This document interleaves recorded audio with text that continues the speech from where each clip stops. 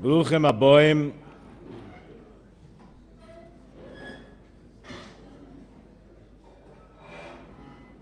The Messiahim, there are 30 Avrechim, Bocherim that are making siyum, different Masechtas,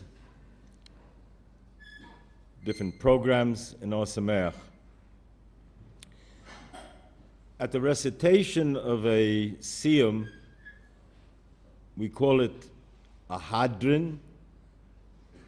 It's the climax of the completion of the Masechta. There's a printing in every Gemara of what has to be recited. And we say over there, Hadron Oloch, v'hadroch Olon. Your beauty is on us, and our beauty is on you. Hadron Oloch. Our beauty is on you, and your beauty is on us. The brother of the Maharal, the Sefer HaChaim, explains that only Klal Yisrael live with the oral law. The written law seemingly has been accessed by the nations of the world, different cultures in history.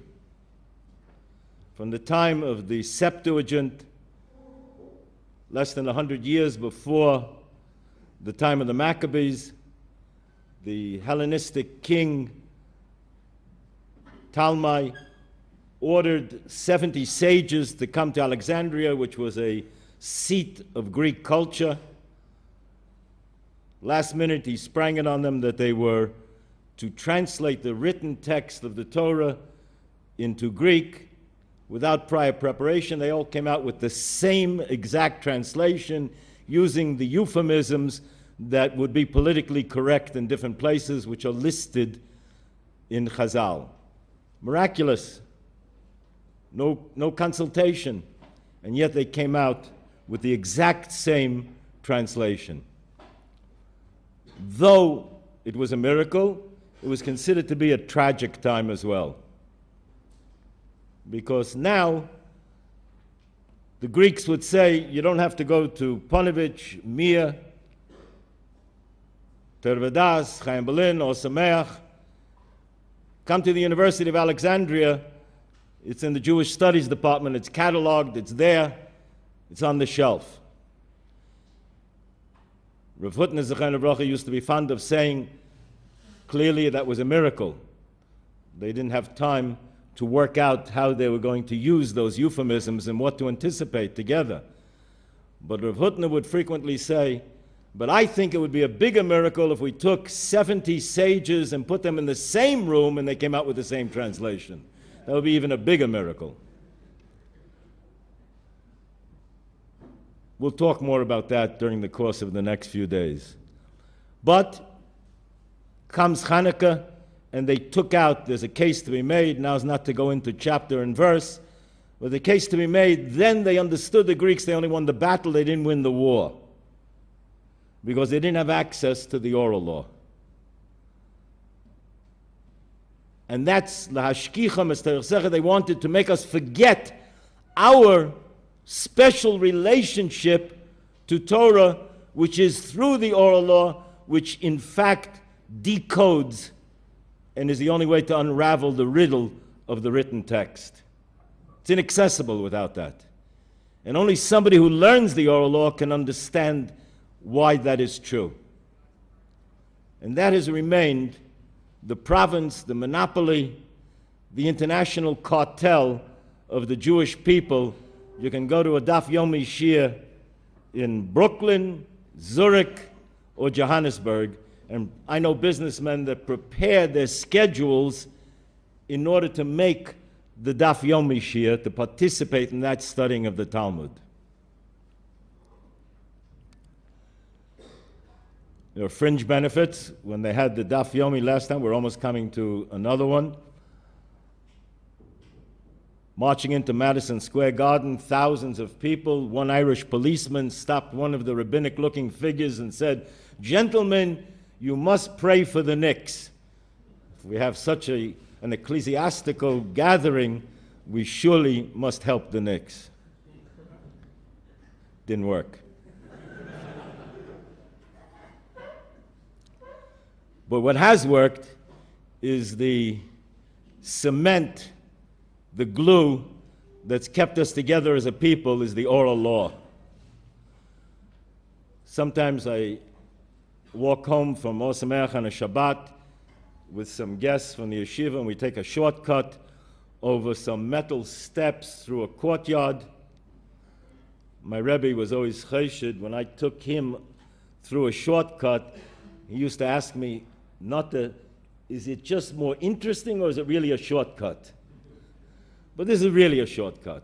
And we go over these metal steps, and one time there was a fellow from Or Sameach who was an acoustical engineer, and he told me that they have ways of measuring by the sound how long this material will last, how long it will take before it disintegrates. I told him I can do acoustical engineering and predictions on communities where there's the sound of Torah being learned in a Beis Medrash and in a shul of people articulating Omar Abaya, Rova Omar. I can predict the longevity of that community. Where those sounds are not heard, unfortunately, the communities again and again have been short-lived.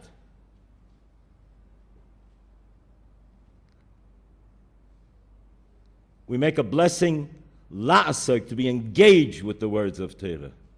That's what it's all about. The oral law requires Rebbe to Talmud, the condensation, the brevity, the illusion, necessitate accessing the Messiahs, which has been passed down from generation to generation, from Sinai, Rebbe to Talmud, Rebbe to Talmud.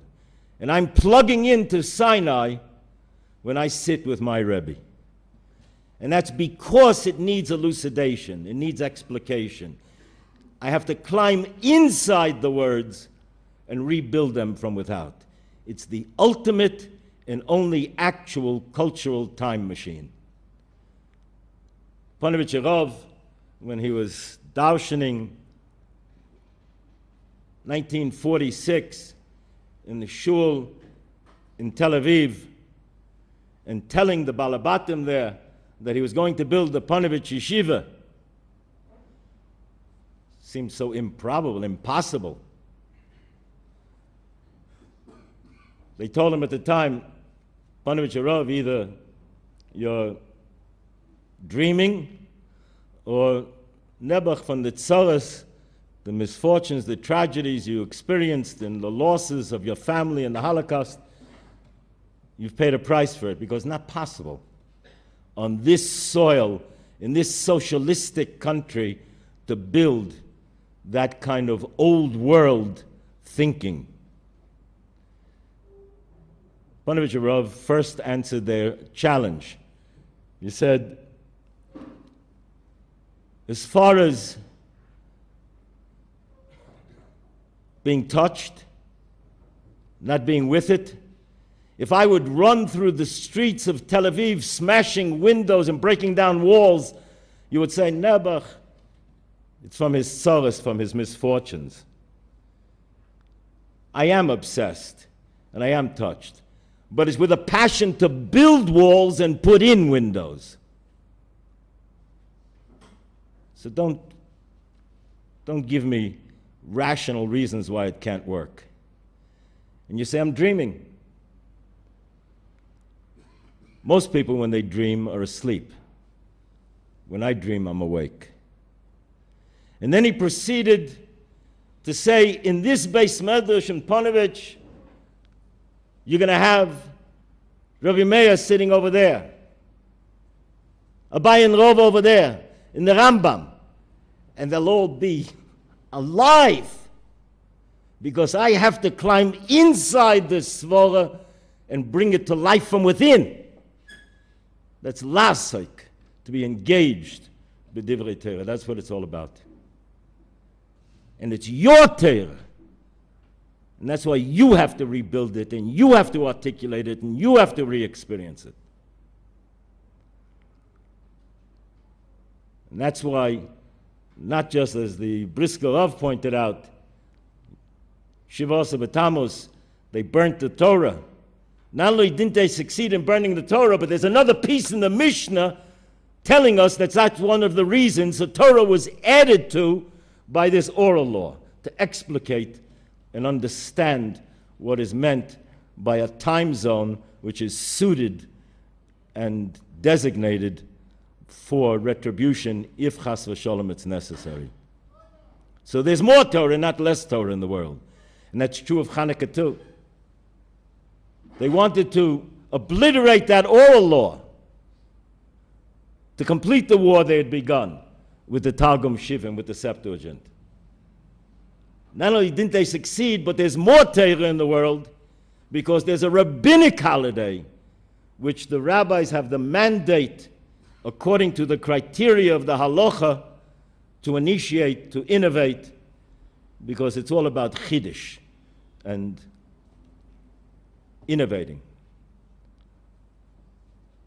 Osamech was an innovation. To create a yeshiva for people who are not quite yet committed, yet not participant in having heard that kol Torah, that sound of Torah close by in their homes. So I remember the Rosh Yeshiva of Mendel and I speaking, thinking, and we talked about the idea it's necessary to link it to a godel from a past generation, that this is part of the chain. It's a chiddush, the difference between an innovation and an insight from within and a shinui to depart and step outside the grid. It's all the difference in the world. We'll have time in Yitz Hashem to talk more about that. So today, there are 30 siyumim. Hadron. Hadron means return. Hoda. But it also means beauty. There's no such thing as an ending without a beginning. For the Torah Jew, the ending of a Masechta means he's beginning again. He's starting the cycle, his cycle of going forward.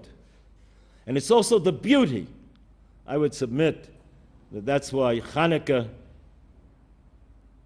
it's been incorporated into the fulfillment of the mitzvah, mahadrin min mahadrin, an extra level of performance of the mitzvah that's been accepted by Klal Yisrael, because it's our hidur, our beauty and beautifying of mitzvahs through the oral law, because that's the aesthetic expression of that beauty merging with truth, not in conflict with truth, not colliding, but merging.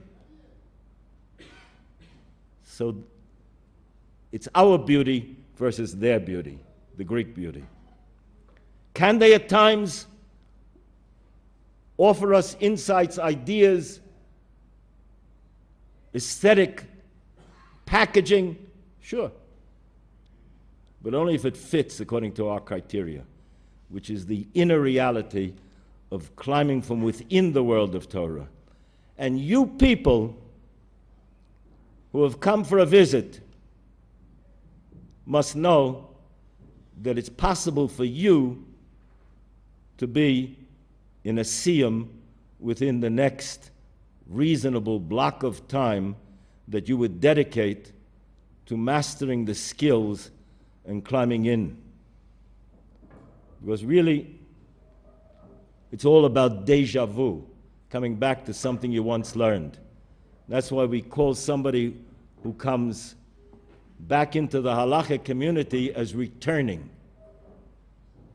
Because subliminally, on one level of your soul, it's there. And you're just revisiting it. You're trying to remove some of the static that frustrates the message. And so it's a simcha, not just for the individual who makes the siyum, it's a simcha for his friends, it's a simcha for the yeshiva, It's a simcha for Klal Yisrael. It's a national simcha. How much more so, kal v'chomer, when you're talking about siyumim of people who, when Osamech was started, they said to the Rosh Hashiva, to myself, you're dreaming, or you're a bit overly exaggerating the potential. Here we are. It's not the first siyum. And tonight, Reb Mendel and I, the Shiva and I, have been invited to a siyum of Shas. Siyum of Shas. One of the Rabbeim of Osameach who started learning here is making a siyum on Shas tonight. So for those of you who finished Masechtas, it's our bracha that in the not too distant future you should also invite us to a siyum on Shas. And for those who are beginning to read, you should invite us to a siyum on a perek in Chumash, a sefer in Chumash, a Mishnah, Mishnayos, Masechtas. How do I know it's doable? Number one, experientially, it's been vindicated. Two, is we're expected to do it. I know what's possible. We start the other way. If we are asked to do it, that means that we can do it. We cannot be required and asked and invited to do something unless it's within our reach. I'm going to call on Yonah Dov to make the Hadran, and please, on Maseches Makos.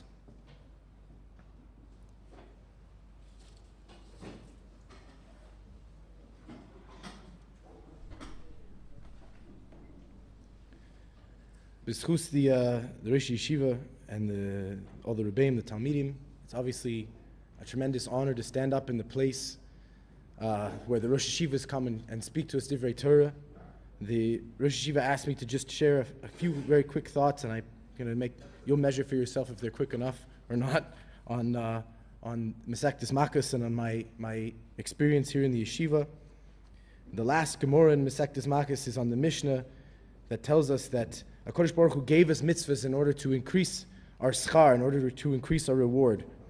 The Gemara recounts that Moshe Rabbeinu taught us 613 mitzvahs, 613 commandments, which are not just one specific commandment, but are 630 categories of activities that we are required to do in our service of HaKadosh Baruch Hu.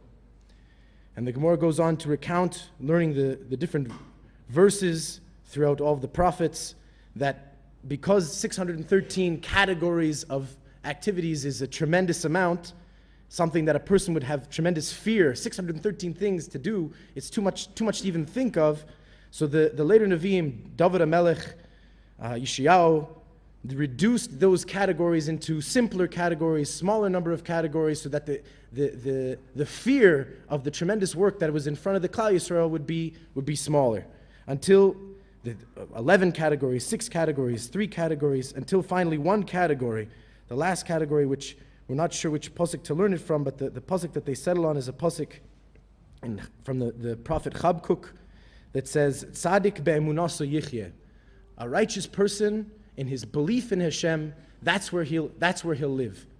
And I was discussing with Rav Proman this morning, the idea of emunah comes from the previous pasuk, the same idea. The other pasuk the Gemara suggests is Ki koy amar Hashem lebeis Yisrael darshuni v'chayu. That the way that a person, the life, Kadosh Baruch Hu tells the Jewish people, if you want to live, look for me. That is the essential yesod. That's the one idea. That one idea is something that a person can carry forward in his whole life and go from learning one category of mitzvahs. If he keeps seeking Hashem, he'll come to all 613.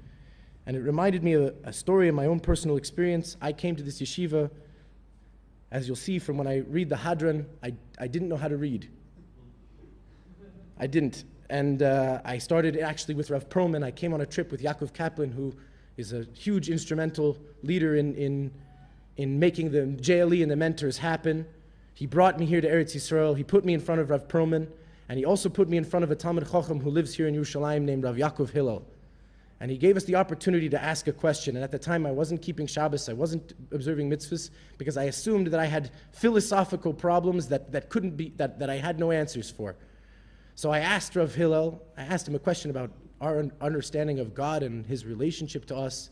And he smiled at me, and he said to me, it's a very good question. It's a very important question. There are many books written on this question. You'll read those stories, you'll read those books, and eventually you'll come to the answer. And I said to him, Rabbi, to be honest, this problem bothers me, and I don't feel I can go forward unless I have an answer. So he smiled at me again. I said to him, Rabbi, I promise I'll do what you tell me to do. Tell what book you tell me to read, I'll read. But just tell me what book to read, because I want to know what the answer is. And Rav Hillel smiled at me again. He said, first you start with Chumash, then you start learning the Gemara, then maybe later on you'll come to a Gemara, to a story to a sefer that brings you to the answer. Interestingly enough, a few weeks ago I was in a shir with Rav Hillel. The same issue came up. I asked the same question. We were learning Nefesh HaChaim, and he answered me 5 years later, which is a special milestone for me. That I searched and I found. And all of you people who came here, you wouldn't be in Eretz Yisrael, you wouldn't be Jewish if you weren't searching. The JLE guys, you came here because you have questions. And hoping that from my experience and from what this Gemara is proving, that you can go from one klal, one idea, one category to 613 klalim, you can always come to the answer. The end of the Masect is the famous Gemara of Rabbi Akiva, and the other Tanaim are standing on Har Tzofim, very close to here. The JLE will probably go there with Rabbi Geffen, looking over Har Abayis, which had been destroyed, and they see foxes playing on the makom of the Kodesh Kadoshim, of the holiest place in the holiest place in the universe. And the other Tanaim are crying because it's such a desecration of such a holy place, and Rabbi Akiva is laughing. They ask, Rabbi Akiva, why are you laughing? He says, why are you crying? They say, we're crying because the place that it says no human being can walk there and live, now foxes are playing in that same holy place.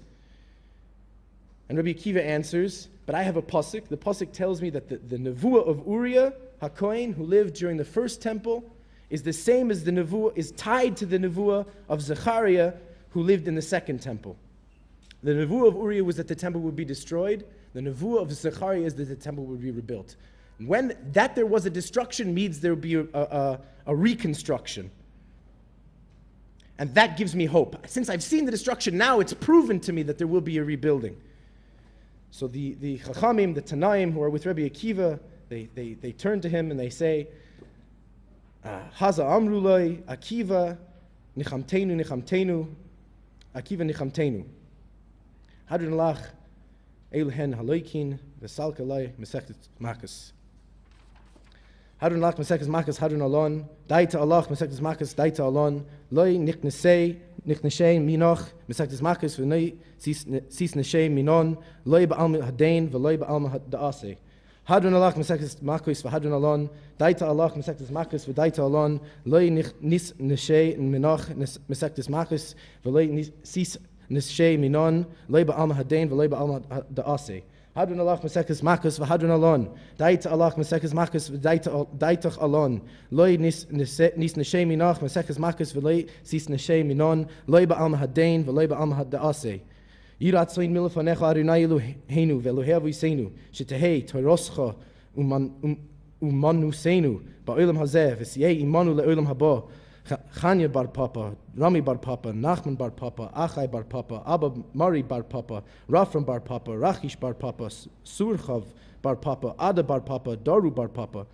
Harev na Adonai Eloheinu es divrei soroska befinu v'fifois Amcha Beis Yisrael. V'nei kulanu anachnu v'tzetzaenu v'tzetzae Amcha Beis Yisrael. Kulanu yoidei shemecha v'loim dei soroscha lishma sorosecha. Me'oivai techachmeni mitzvoisecha ki le'olam hi li Yehi libi tzomim bechukecha leman lo yevoish leolam lo yishkach pikurecha ki vam ki soni. Baruch atah Adonai lamdenu chukecha amen amen amen selavoed. Moidi menachnu lach, moidi menachnu lefanecha Adonai Eloheinu v'lehoseinu. Shesamta chelkeinu yoishvei beis midrash v'loi samta chelkeinu miyoishvei koronos.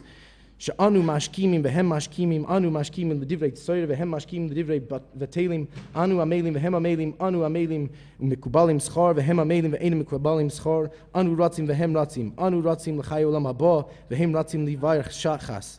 She'nemar v'ata Elohim toiridem l'vir shachas, anshe damim u'mirma loy yechetzu imehem v'ani evtach bach. Yiratzin milfanecha Adonai Elohai, Shekeshem, She'azartani, L'sayim, Mesechtes Makos, Kain, Tazreini, L'hischil, Mesechtes Usvarim, Acherim, L'saymam, L'ilmoid, L'ilmaid, L'ishmor, V'lasais, L'kaimes, Kol Divrei Salmud, Torasech, Be'ava, Uzchus, Kol Hatanoim, V'amoraim, V'salmid Chachamim, Ya'amoid Li, U'lizari, She'lo Yamush, HaTorah Mipiu, Mipi Zari, V'zerazari, Ad Oilam, Tiskayim, V'tiskayim Bi, B'hischalechacha, Tanche oisach b'shach b'cho tishmor alecha v'hakitzoisa hi sisichecha ki vi yirbu yamecha v'yosifu lecha shenois chaim oirich amim b'yimina b'smoila oisher v'chavoid Adonai oiz le'amo yitein Adonai v'reches amoy v'shalom.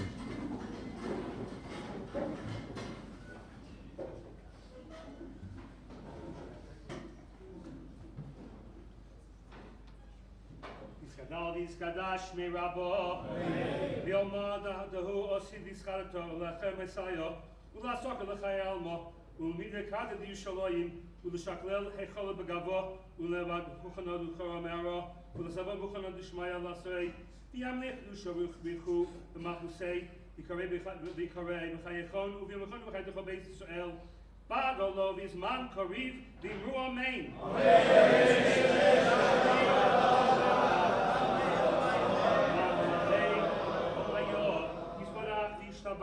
Yisboach, Yishamam, Yisnasei, Yisadar, Yisalev, Yisalol, Shemei Kutsha, Brechu, Leila, Minkol, Bechaso, Shiroso, Tushbachaso, Nechmaso, Damiram Bilmovi, Ruamein, Al Yisrael, Rabban, Val Tamideim, Val Kol Tamideis, Tamideon, Vial Kol Mandas, Ibarasa, Divasa, Kadisha, Dain, the Divachalasa, Vasar, Yehei, Lohon, Lachon, Shalom Rabba, Chino v'chisa v'rachmei v'chayirich u'b'zonei v'vichei u'furkono min kodom avur nivishmaya v'ara v'imru amen. Yehei shmo marabba min shemaya v'chayim aleinu v'alcha Yisrael v'imru amen. Oseh shalom ov u'yaseh shalom aleinu v'alcha Yisrael v'imru amen.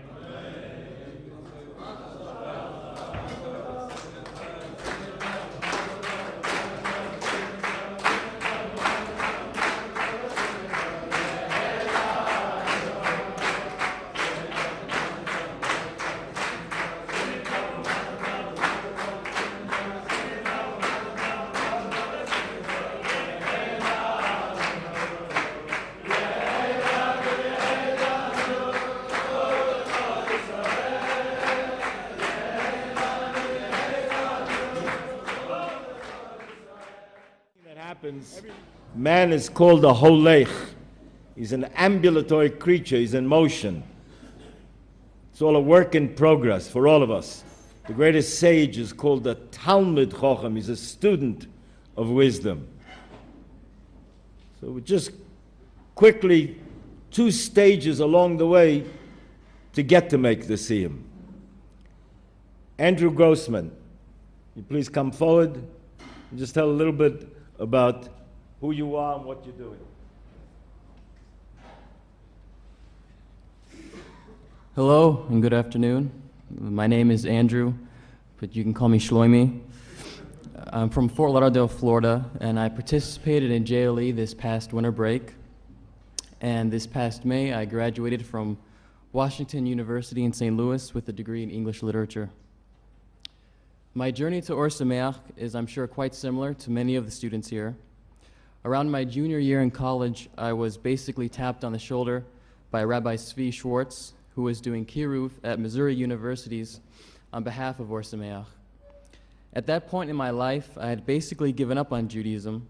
In fact, by then, I wasn't even observing the high holidays. Like many with my background, the picture we get of Judaism is too often superficial and unsatisfying. I knew there was more than lighting Hanukkah candles and sleeping in the synagogue, but I figured if no one around me was taking Judaism seriously, then there was nothing to take serious in Judaism. But eventually, the rabbi convinced me to study some Chumash and Gemara with him one-on-one. And by the way, when I agreed to do this, I didn't even know what Chumash or Gemara was. But after just one session of learning, I knew I had to delve deeper.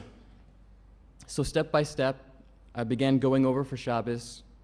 I began meeting other families in the community, and from time to time, davening in the shul. Then one day, my rabbi brought up JLE. I had never been to Israel, and having looked into the birthright trips, I decided that JLE would probably be a more productive experience. Needless to say, my time in JLE left an indelible impression, and with the help of Rabbi Mandel, I found myself back at Or Sameach. Most of you already know the quality of learning at Or Sameach, the expertise of its rabbis, and the warmth of the yeshiva environment. And of course, being in Eretz Israel is an incomparable experience. But personally, I also found the opportunity to study with a mentor to be one of the highlights of JLE. The mentors shattered many of my preconceived notions of observant Jews. They showed me that one can be a Torah scholar, one can observe mitzvot, and one can be proud of their Yiddishkeit, all while pursuing a variety of careers and lifestyles. My particular mentor, Avraham, I found to be an inexhaustible source of stories, advice, and Torah knowledge. But more importantly, he became someone I can turn to long after JLE, someone with a genuine interest in my development as a Jew. My mentor often told me that he wished he could see through my eyes because everything was so new. To me, Israel was new. Gemara was new. Shabbos was new.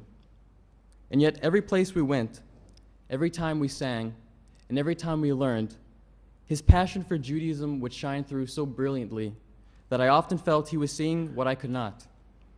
On numerous occasions, whether he was translating the verses of a song or telling me a story of Jewish survival, he would be so overcome with emotion that he would be on the verge of tears. And in those moments, I would think to myself, I wish I could see through his eyes, because he saw the depth. He was truly connected. By the end of JLE, I caught some of that passion, and I hope he felt the joy which I felt in seeing so much for the first time. Over the next few days, the mentors and mentees will develop a sense of what Judaism looks like through each other's eyes, and I think this is one of the best outcomes of the mentor-mentee relationship. And now I'd just like to thank all the mentors for coming to Or Sameach. I know this will be an inspiring few days for all of us, and I look forward to an ongoing relationship. Thank you.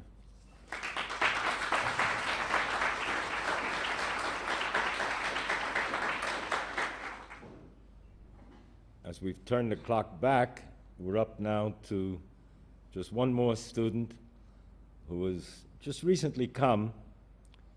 Since he's precocious, he came a little early for the JLE. He's been here a few weeks, and this is his first JLE. He's from very, very flat terrain in the United States and has come to a very hilly, rocky place in the Middle East. And from the Midwest to the Middle East, Hank Ebner.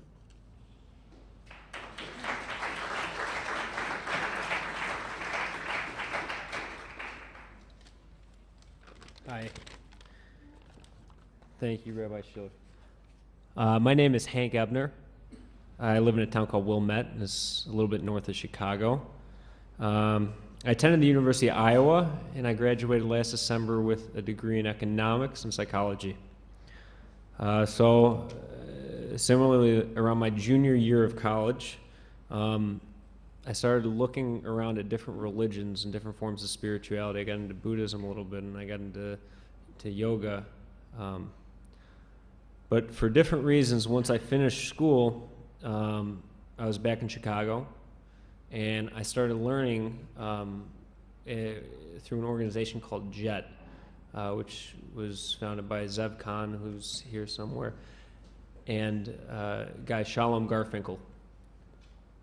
So, after a few months of this, Rabbi Khan directed my attention towards Or Sameach and the JLE program, and I'm here right now. Personally, I'm at a point in time in my life where every decision I make is going to have a major impact on how the rest of my story plays out. The opportunity to learn here at Or Sameach through JLE allows secular Jews like myself to connect and deepen their Jewish knowledge. The pursuit of objective truth requires ongoing relationships. So I'm particularly excited about the mentor program because I believe it is important to discuss your ideas with different people who aren't only rabbis. I'm looking forward to developing a relationship with my mentor that will hopefully last for many years. Maybe someday I'll be sitting in your chairs looking and mentoring someone in a similar situation. I want to thank the organizers of the Mentors Program and JLE. This is a once-in-a-lifetime opportunity that I'm blessed to be part of. So thank you all very much.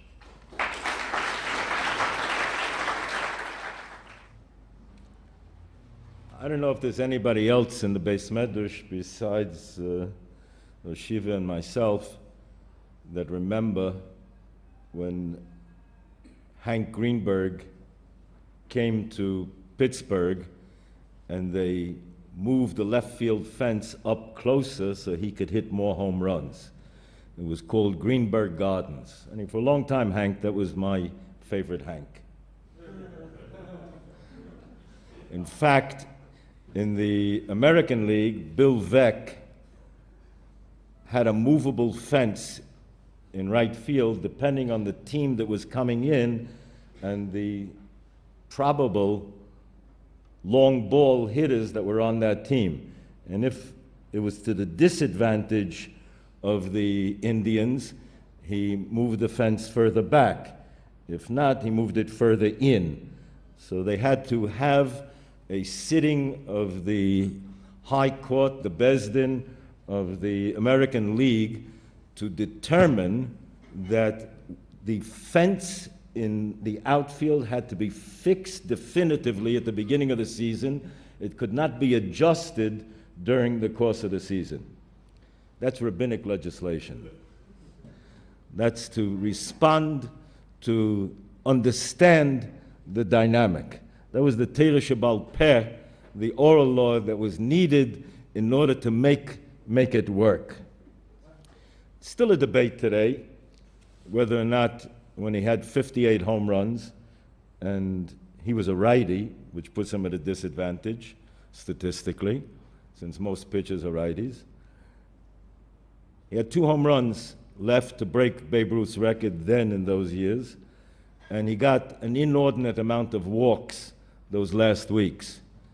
So we were sure, and I'm still sure, that it was anti-Semitic, that they didn't want a Jew breaking Babe Ruth's record.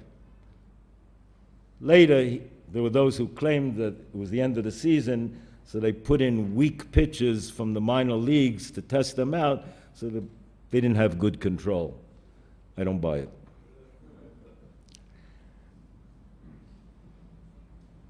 Everything in life is a metaphor.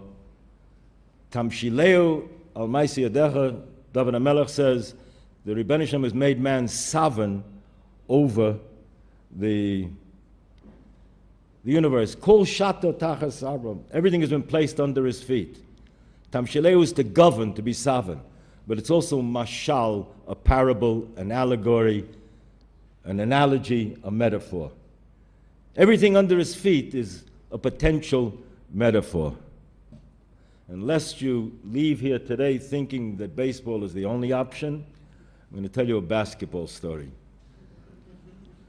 In the 50s, when I was in high school, there were basketball scandals where many Jewish players were involved. Jewish players that were playing for the teams, and there were two categories of infraction. There were those who were dumping games. They let the opposite team win. And there were those who were shaving points, that they made up a fixed margin by which they would win. So there was one player that I played ball with, one of the chasodim that the Rebbeinu Shem did for me in my life was keep me at 5'10", so I wound up in Osameach, not someplace else. But in those years, it was before the years of the 7-foot black giants that dominate sports today. And there were Jewish players that were 6 foot plus, and they were pretty big. Any event, those Jews, many of them were involved in the scandals. One fellow I played ball with, Connie Schaff, refused to give back his uniform. He played for NYU. And he said, all I did was shave points. I didn't throw the games. So what's so terrible? I made a little money. The bookie made a little money. It's not a felony, a misdemeanor. A derabonon, not a deraisa. It was a big machlekes, difference of opinion, divergence that raged throughout the schoolyards and parks of New York. Is there a fundamental moral difference between shaving points and throwing games? I took the position at the time there is a difference. It's not a mitzvah, but there's a difference. Therefore, when I met Jews, the Rosh Yeshiva and I later met Jews who were shaving mitzvahs, but they said they were loyal to the team, we believed them. But what can you ask of a Jew who hasn't had the privilege of being close enough to hear the sound of Torah? Didn't hear the davening and the learning in his home. What you can ask is there was a miracle at Sinai which escorts us and follows us till today. At Sinai, they saw the sounds. Miracle. A lot of discussion of that. But one angle. I walked through the streets yesterday in Beis Yisrael, near Meir Shorim, to learn with my chabrusa, who I've been learning with for the last 40-odd years. Jew can hardly see, but he knows it bal peh. He struggles with a magnifying glass, a light, but he knows it by heart. And he remembers the k'tzais. And he remembers the different shitas. And it's a breath of fresh air to walk into that Beis Medrash and learn with him. But on the way, I pass a lamppost, and there's a sign on the lamppost in Hebrew.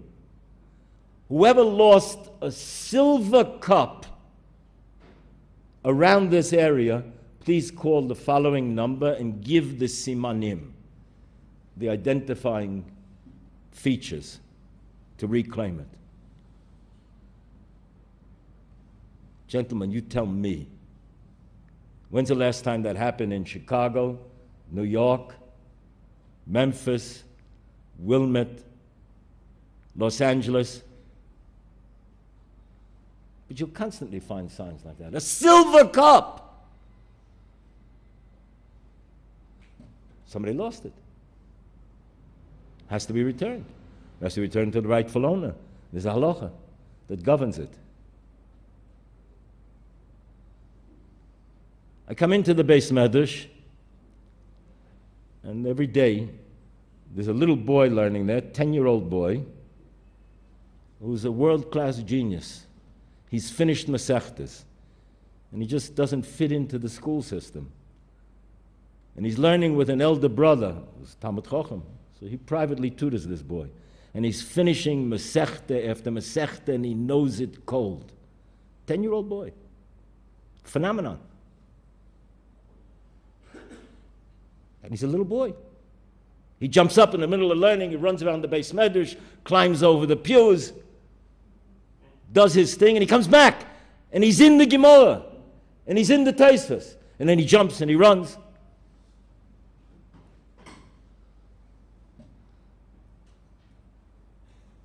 Remember when my son Nachshon, should be stark and gesund, was learning in Panovich. A friend of his was getting married, and they were transferring the Svarim, the books, from the Chassan's home to what was going to be his new married home. So it's yeshiva bachim, so they have books to transfer, so anybody can take out the books and pack them in cartons and carry them. They came up with the idea they're just going to tie ropes around the bookcases and bring it down in the bookcase and put it in an open back tender, and they'll transfer them like that. They'll save a lot of time. Of course, right? Murphy's Law works even in Bnei Brak. As they made a turn from Rehov Herzl onto Rabbi Akiva, all the Sfarim go flying out in the street, and people start rushing out into the street to pick up the Sfarim. Now, when you pick up a sefer of Kedusha, the kind of sefer you bring into a Beis Medrash, it fell on the floor, you kiss it. So everybody kisses it. Everybody's stopping to kiss it. It's in the middle of the day. You have a sefer in your hand, you look at it. How can you not look at the sefer? So there are people kissing Sfarim, looking at Sfarim, and there are buses, and there are trucks, and there are taxis that are piled up and honking in the middle of the day. Major intersection. We've held up traffic because there are 10-year-old boys like that are